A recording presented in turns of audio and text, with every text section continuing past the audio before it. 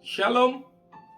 Dalam Galatia 6 ayat 9 berkata, "Janganlah kita jemu-jemu berbuat baik, karena apabila sudah datang waktunya, kita akan menuai jika kita tidak menjadi lemah." Kita semua rindu namanya menuai. Kalau saudara pernah jadi petani, petani itu kerinduan hatinya adalah mendapatkan panennya, menuai. Tapi sebelum menuai, dia harus nanam. Prosesnya cukup lama.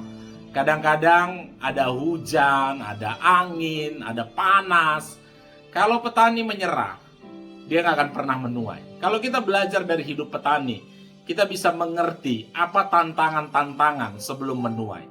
Yesus baik punya mimpi 10.000 jiwa. Apakah kalau kita punya mimpi rohani yang begitu baik, begitu besar, Tuhan gak sepakat dengan kita? Tentu Tuhan sepakat.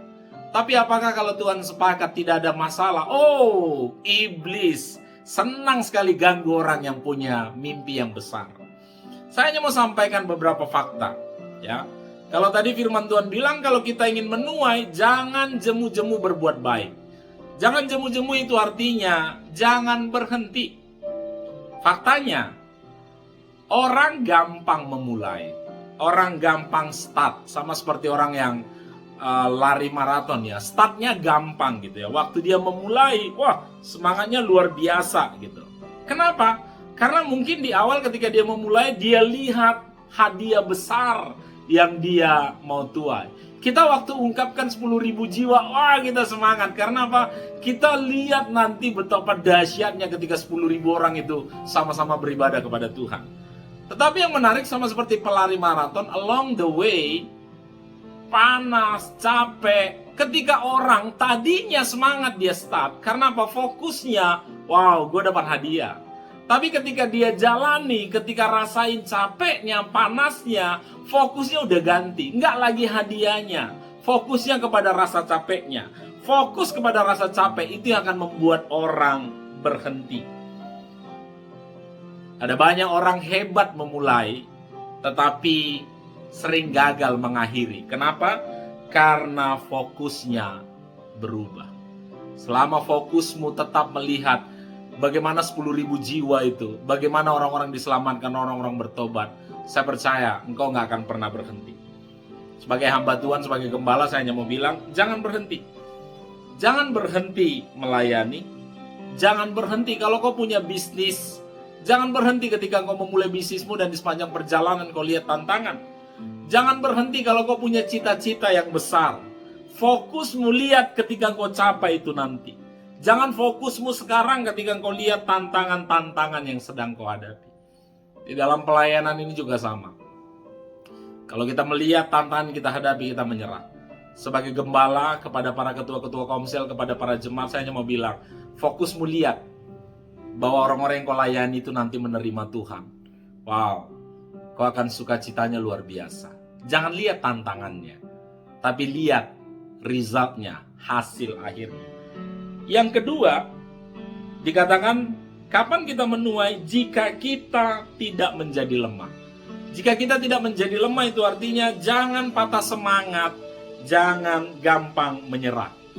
Kemarin saya cerita sama anak saya yang nomor 2, saya bilang, dalam hidup ini nak, banyak sekali orang yang gampang menyerah.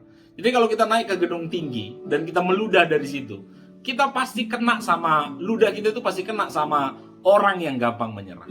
Di dunia ini, di Indonesia ini, di pulau ini, sangat banyak sekali orang yang terlalu gampang menyerah. Pindah sana, pindah sini, lari sana, lari sini, karena apa? Menyerah. Tuhan lagi cari orang-orang yang kuat, orang-orang yang mau bertahan, orang-orang yang hebat. Sudah terlalu banyak orang yang gampang menyerah. Orang Kristen yang gampang menyerah, banyak. Dan saya berharap itu bukan saudara. Doa saya orang-orang di Yesus baik adalah orang-orang yang kuat, tidak gampang menyerah walau tantangan apapun yang sedang dihadapi. Tuhan butuh orang-orang kuat, Tuhan butuh orang-orang tegar. Jangan menyerah. Kalau komselmu belum bertambah banyak jiwa, jangan menyerah. Kerjakan terus, kerjakan terus, kerjakan terus. Sampai kapan? Sampai kau lihat pertumbuhan itu terjadi. Jangan menyerah kalau orang-orang yang kau layani belum bertobat. Terus, dan terus. Sampai kau lihat mereka bertobat. Kalau mungkin kau sedang berjuang dalam bisnismu demi memperbaiki keuangan keluargamu, dan kau dapat banyak tantangan di sepanjang perjalanan, saya hanya mau bilang jangan jadi lemah, jangan gampang menyerah, jangan gampang putus asa. Kerjakan terus. Lihat nanti apa yang akan terjadi ketika bisnismu berhasil, apa yang akan terjadi dengan keluargamu. Jangan lihat tantanganmu hari ini. Jangan menyerah. Kalau engkau sedang berjuang demi mimpi dan cita-citamu, dan kau tahu ada banyak tantangan di situ, sebagai gembala saya mau bilang jangan menyerah. Karena kalau setiap orang memilih untuk tidak menyerah, mereka sampai kepada cita-citanya. Tapi kenapa kita lihat banyak orang yang gak sampai kepada cita-citanya? Banyak orang ketika kecilnya punya mimpi yang besar, tapi setelah besar, jauh dari mimpinya. Kenapa? Terlalu gampang menyerah. Jangan berhenti bermimpi.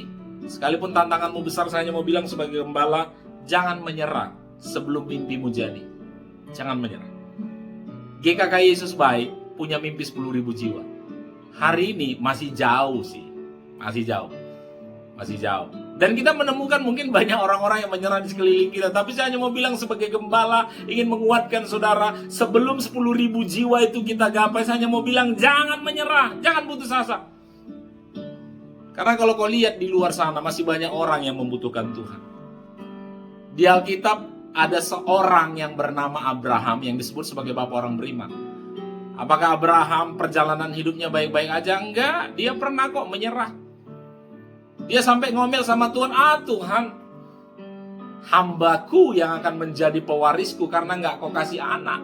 Padahal Tuhan udah janji sama dia akan dia kasih anak. Tapi dia menyerah. Sampai di dalam Kejadian 15 ayat 5, Tuhan bawa dia keluar dari kemahnya, kemudian Tuhan bilang, lihat bintang-bintang. Waktu kau lihat bintang-bintang itu, kalau kau bisa hitung, seperti itu banyaknya keturunanmu. Di dalam kemahnya, dia hanya lihat dirinya dan istrinya, dan pembantunya. Kenapa kau gampang menyerah? Karena cara pandangmu terbatas. Keluar dari zona nyamanmu. Lihat sesuatu yang besar. Kalau di komselmu masih sedikit orang, dan kemudian orang yang kau layani itu aja, saran saya, coba kau pergi ke rumah sakit, kau akan lihat ada ribuan orang yang butuh Tuhan, yang butuh kesembuhan di sana. Kalau kau pergi ke pantai, ada ribuan orang yang membutuhkan Tuhan di sana. Kalau kau pergi ke pasar-pasar, ke tanah lapang, orang cari hiburan macam-macam. Karena apa? Orang sedang punya pergumulan dan dia butuh jawaban. Kalau kau lihat orang-orang itu, kau tahu masih banyak pekerjaanmu dan kau nggak akan gampang menyerah.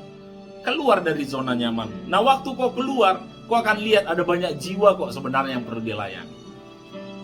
Kalau kau keluar dari zona nyaman, kau akan lihat, ini yang paling penting, lihat Tuhan yang besar. Karena yang menyertaimu itu bukan orang yang biasa, dia Tuhan pencipta jagat raya. Apa yang tidak bisa dia lakukan bagimu? Semuanya dia bisa lakukan. Sebagai gembala saya hanya mau bilang sama saudara, engkau akan menuai selama yang pertama engkau nggak berhenti, yang kedua jangan gampang menyerah. Maju terus sampai GKKI Yesus Baik 10.000 jiwa dan sampai ke kota-kota lain, sampai ke bangsa-bangsa lain. Tuhan Yesus memberkati. Haleluya.